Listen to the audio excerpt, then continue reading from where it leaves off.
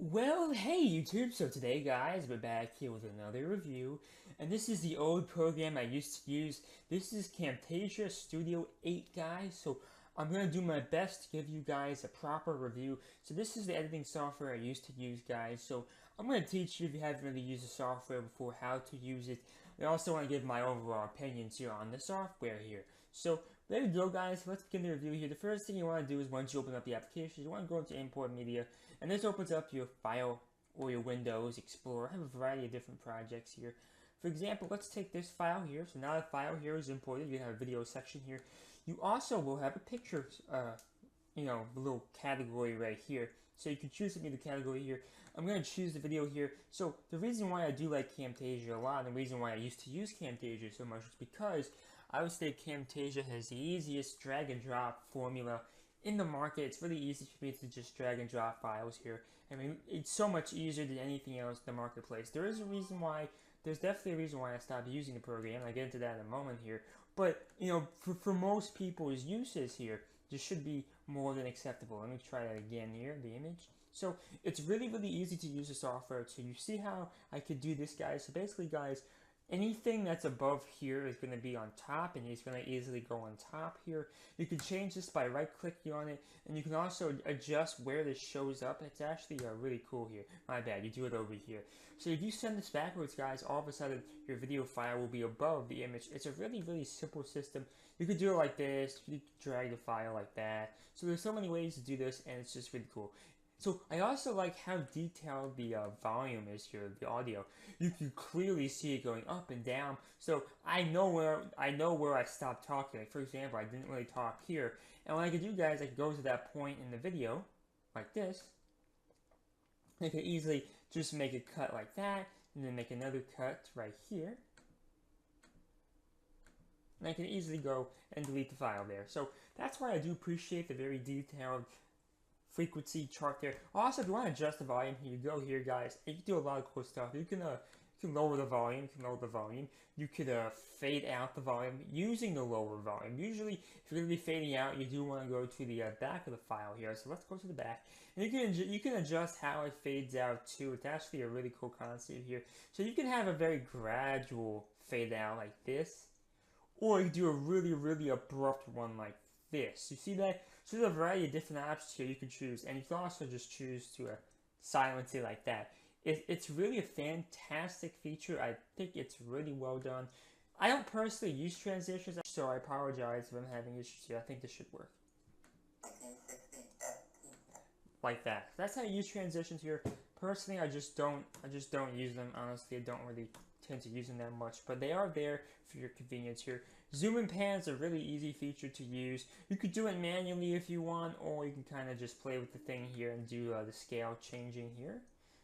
Personally, what I tend to do if I want to adjust the scale, I just kind of stretch it out like that. So also another important thing, guys, you're obviously going to be making this video for YouTube, so you're going to want this to be in the correct format, 1920 by 1080. For some reason, it's really not there, which is kind of stupid. So let me do 1920 here by 1080. So now you can easily take your file here, you can easily make it, the perfect size that you need to make it here. So here, I'll do it for you guys right now. So that's about perfect. That's about what I would do. So there's also a call out feature. This is a really cool feature. I really used to use this feature all the time here. Let me show you how it works. You drag in an object, right? You add a call out. Let me get that to go here. And once you click on the call out, guys, you have the ability to change animations here.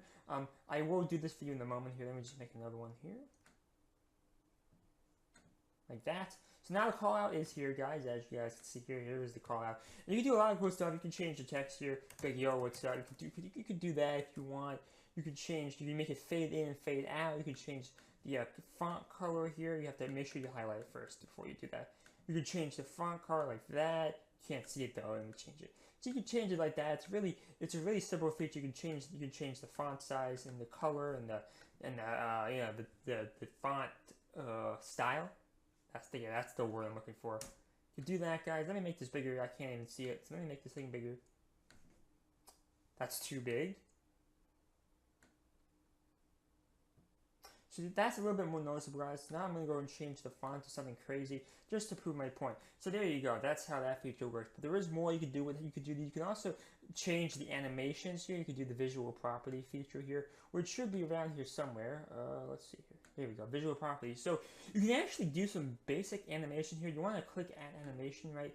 And you can also extend the animation like this. So that chooses how long the animation will activate for. So I like doing a longer one, and I do like to kind of spin this thing around. So I'm going to put this over here like this, and I'm going to change the spin here using, you can use the X, Y, or the Z here. I'll choose Z. I'll do the X first, like that.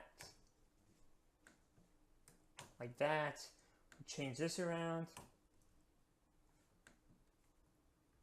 So like that, guys, and it will do that from the beginning here, as you guys can see. Watch this. And this thing should start, you see how it starts spinning? So you can time how long the animation works for. It's just a really simple and cool system to use. You can also remove a color here. Let's say I don't like yellow. You can remove yellow from the animation. You can remove yellow from the actual video here. Yellow is not the best color, but let's try red here. Let's try and remove a red here, just because you have red right here. You see that, guys? See how you can remove red here? I think that's a really cool feature. So that's just another fantastic feature. You have transitions, you have cursor effects, so you can change the cursor. I don't really use that. I do use voice narration, so you could start recording with the microphone here. You can say, "Yo, what's up? This is your boy Peebo. So coming at you." Whatever. That's a little audio clip here. I'll save the file in my put in downloads. So it saves it as a WAV file. You hit 1 like that, whatever you want to call it, and all of a sudden you have this visual narration here. And pretend you want this visual narration to be the dominant thing here, but you don't necessarily want to have no audio. You just want to have minimal audio, right? So you have to reference the original file. I'm going to move this down here. Put this down here. So the audio originates from right here. Looks like. Let me see. One moment. So guys, the audio is right here. I'm just going to get this out of the way. I'll put this down here. I'll put the audio here. But let's say, look what happens, guys, if you play both sounds at the same time. Listen to how it sounds. You see that distortion here? So pretend I want this visual narration to be the dominant feature. But at the same time, that doesn't mean I want this to not exist. What you could do here, you could fade in, you could fade out. I'm going to volume down a lot, like that. And that significantly will drop the volume here. And watch how it sounds now. I'll lower it a little bit more. You see how much quieter it is? You can actually hear both files in action. See that? So that is a really cool way of doing that feature here. You have captions, you have quizzing. Don't use those features too much, to be honest. The clip-in and the library is where you're going to be storing all your information. Library is all this different. These are basically all the stuff you get when you open up the program. All this stuff comes installed. If you want to know how to add custom files here, like for example, guys, see how I put my intro and outro here? Because that's a file I'm going to basically need every time I make a video here. I always put the intro and outro there, just so I can easily drag and drop every time. I don't have to import it every time I want to use it. So right now, you see the intro, the outro. I'm just going to stick it in right here. That's really all it takes, guys, and this is my intro if you've never seen it before. I don't really use it anymore. See, that's the intro, and all you gotta do is you take the rest of the files here.